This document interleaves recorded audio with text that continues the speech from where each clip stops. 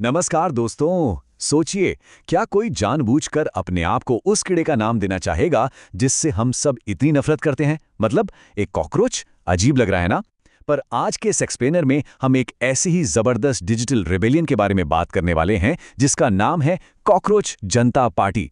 आखिर भारत का यूथ इस नाम को इतने फक्र से क्यों अपना रहा है? चलिए समझते हैं। अब हो सकता है पहली बार में सुनने पर लगे कि ये कोई छोटा मोटा रैंडम सा इंटरनेट ट्रेंड होगा। जी नहीं, नंबर सुनकर सच में दिमाग घूम जाएगा। इंस्टाग्राम पर इस सैटारिकल पार्टी ने देखते ही देखते लगभग 15 से 20 लाख, जी हां, 1.5 से 2 मिलियन फॉलोअर्स जोड़ लिए हैं। ये स्केल अपने आप में दिखाता है कि ये मूवमेंट कितना विशाल है।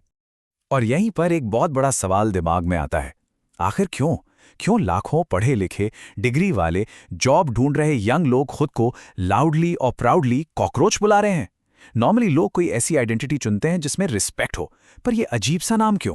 इस मूवमेंट की रूट्स, इसका कारण सच में बहुत शॉकिंग है। तो सबसे पहले बात करते हैं इस मुद्दे के पहले पहलू पर कि कैसे एक इंसल्ट को, एक अपमान को लोगों ने अपना हथियार बना लिया। ये पूरी कहानी शुरू होती है 15 मई 2026 को। सुप्रीम कोर्ट की एक टिप्पणी आती है और देखते ही देखते इंटरनेट पर जैसे आग लग जाती है। जबरदस्त आउटरेज।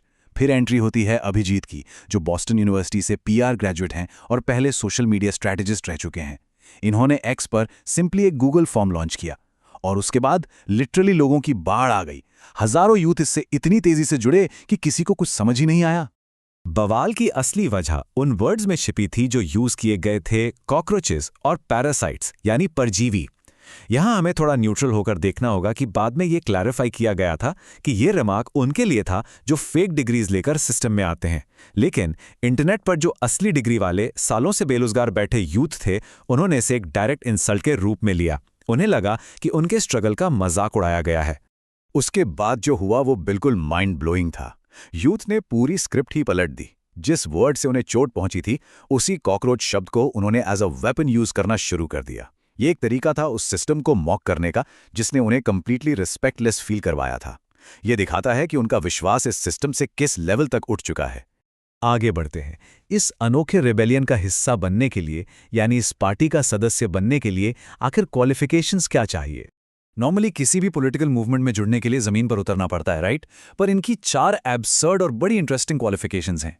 पहला, आपके पास डिग्री होनी चाहिए पर आप होने चाहिए पक्के बेरोजगार। दूसरा, पीक आलस, मतलब देश बदलना है पर बिस्तर से नहीं उठना।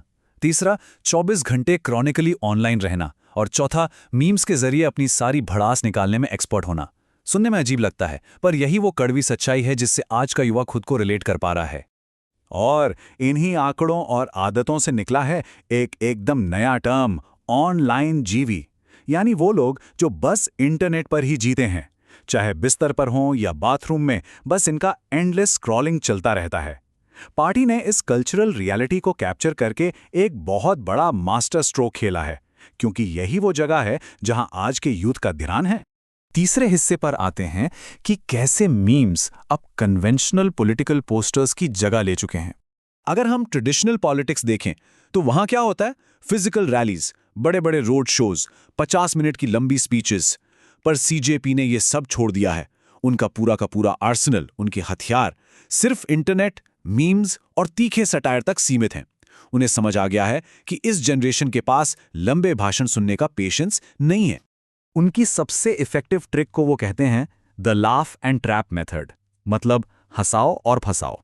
वो अपने शार्प सिटायर से सिस्टम पर ऐसे ताने मारते हैं कि पहले लोग जोर से हंसते हैं और उसी हंसी के बीच वो सिस्टम की कमियों को एक्सपोज कर देते हैं। जो काम घंटों की स्पीच नहीं कर पाती, वो 1 सेकंड का स्क्रॉल और एक मीम आराम से कर देता है। और इस डिजिटल आर्मी को चला कौन रहा है?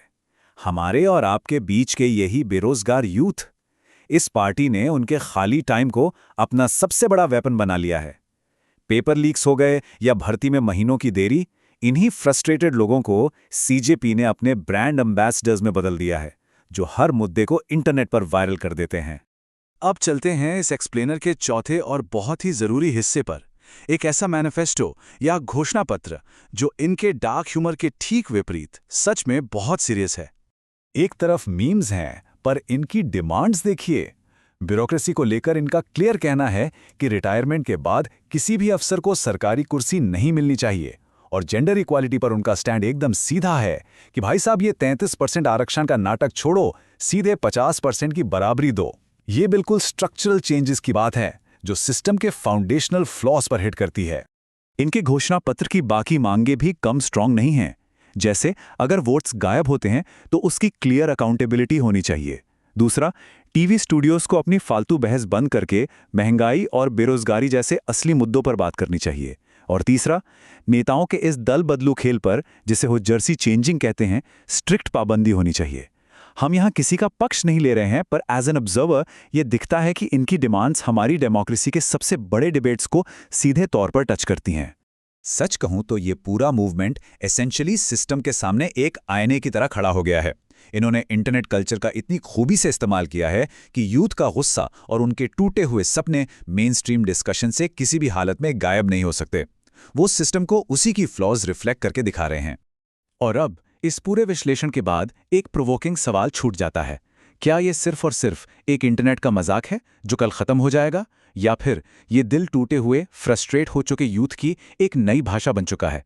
जब सिस्टम की कमियों की वजह से जनरेशन खुद को ही कॉकरोच बुलाने लगे, तो उस डिजिटल रिबेलियन का फ्यूचर क्या होगा, ये सोचना बहुत ज़रूरी है। खैर, इस एक्सप्लेनर से जुड़ने के लिए बहुत बहुत शुक्रिया। उम्मीद है आप सबको एक नया पर्सपेक्टिव ज़रूर मिला होगा।